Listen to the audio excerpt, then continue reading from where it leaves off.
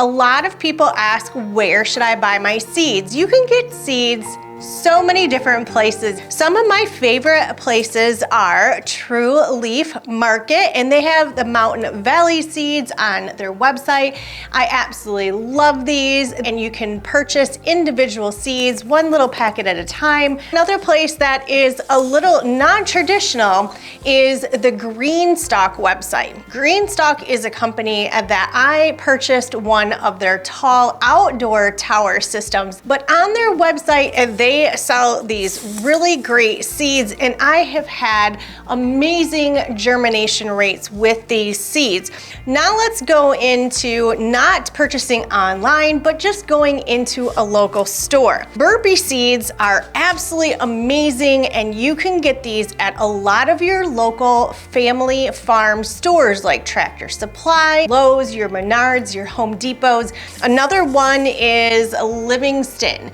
And this is another company that you can purchase really anywhere. Seeds of Change is one of my go-tos because of the packaging.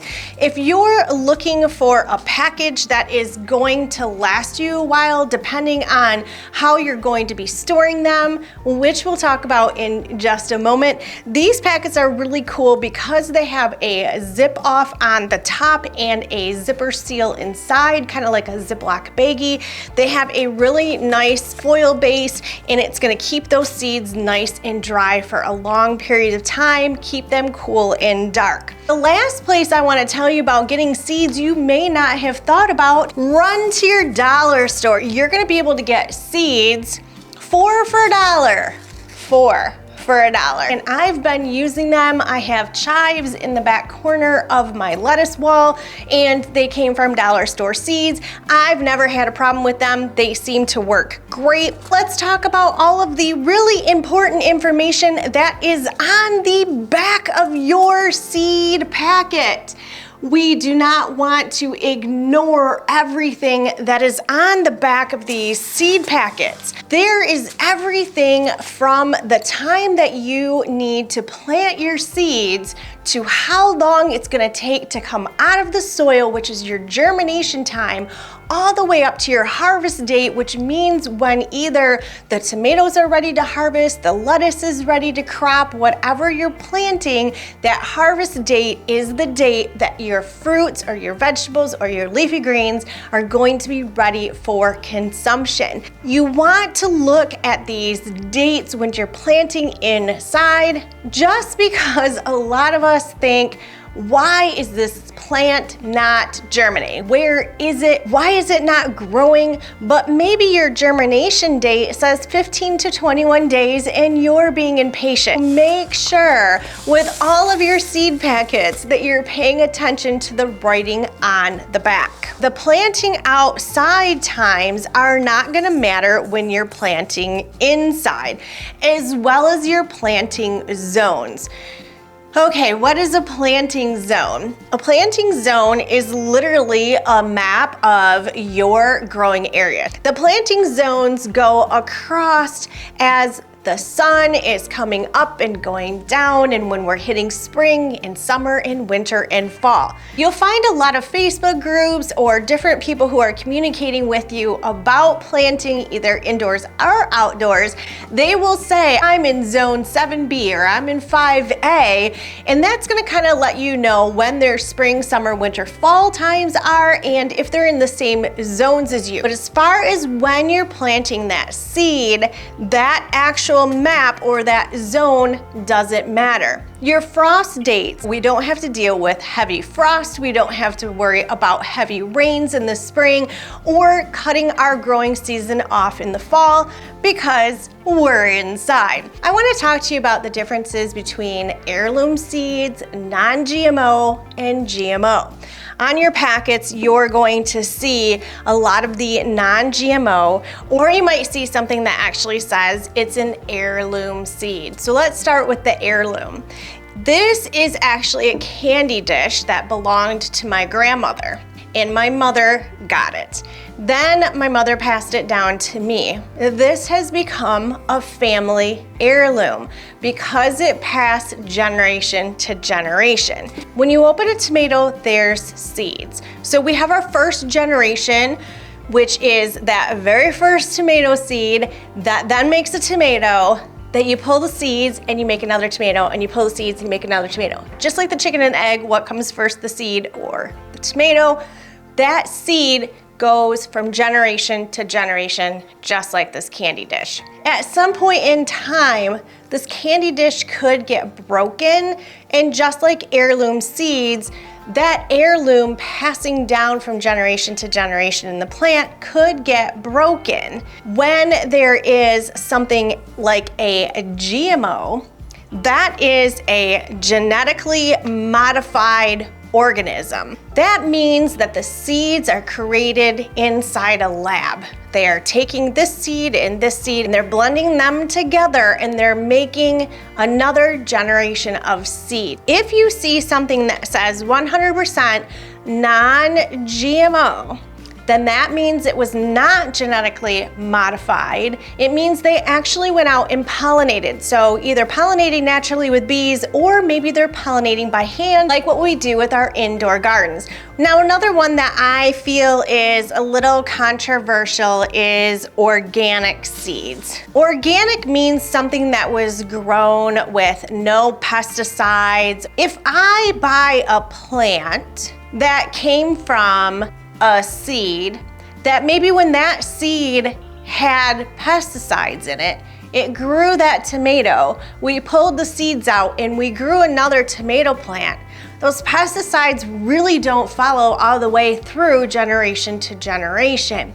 If I'm growing them hydroponically like all the tomatoes behind me, and I'm not feeding them those things, then that tomato did not grow in a chemically induced form. Now again, this is just my own personal opinion. If it makes you feel more comfortable to get organic seeds and know that that plant before that created your seed was not using pesticides or other chemicals, then please feel free and do what feels comfortable for you. When our plants actually germinate, there is something called a seed leaf, or you may have heard me say a starter leaf, which the only purpose of that leaf is to break the surface, come through and start to get some root growing. This seed leaf will not look like what your plant is supposed to look like. It actually has on the cilantro a very thin and straight look to it. The actual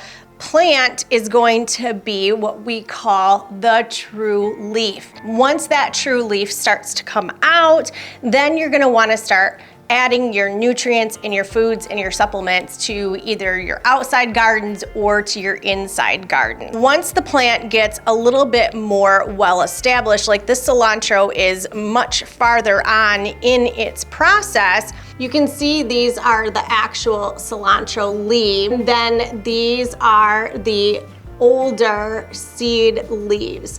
Now the older seed leaves will eventually start to die off and go away, and we all panic and think that our plant is dying, but it's not.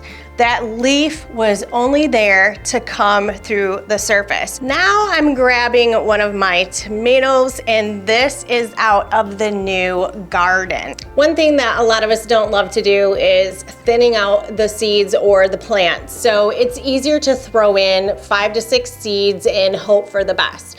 But when they all germinate and come to the surface, we have a cluster of cherry tomatoes. Now I'm gonna want to pull these out because I can't have this many cherry tomatoes in this 1 nut cup. We just can't have that many. It's not going to be good. So I need to do this pretty quickly and thin them out. Going back to the seed packets is the actual spacing of your seeds.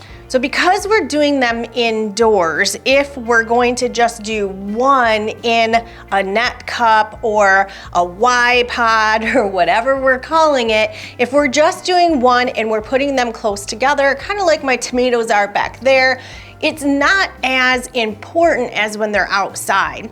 But you want only one of certain plants in your net cups. I'm gonna have to be doing some moving around here very soon with all of my different units. The lettuce is kind of going out. It's on its last leg, so I'm probably gonna be harvesting what I can to eat for myself. The rest will go to the chickens. The tomatoes in this I harvest are way too close together. They all germinated and I did not have the heart to throw them away. So we're gonna separate the tomatoes from this side. We're gonna put the tomatoes on this side as well, and the tomatoes that are in the garden are going to get split out.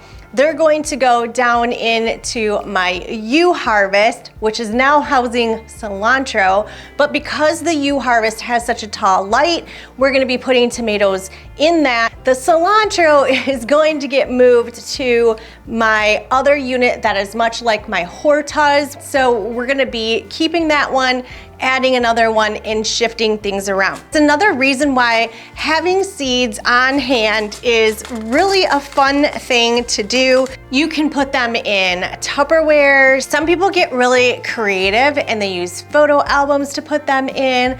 I have a really old filing cabinet that is probably from the 70s and it's supposed to be for photos or address cards, and it just so happened it fit my seed packets. Let me know down in the comments below. I'd love to hear how you are storing your seeds. Also, if you want to continue following me on this indoor gardening journey, don't forget to subscribe and check out this video right here for more on indoor gardening. I'll see you over there.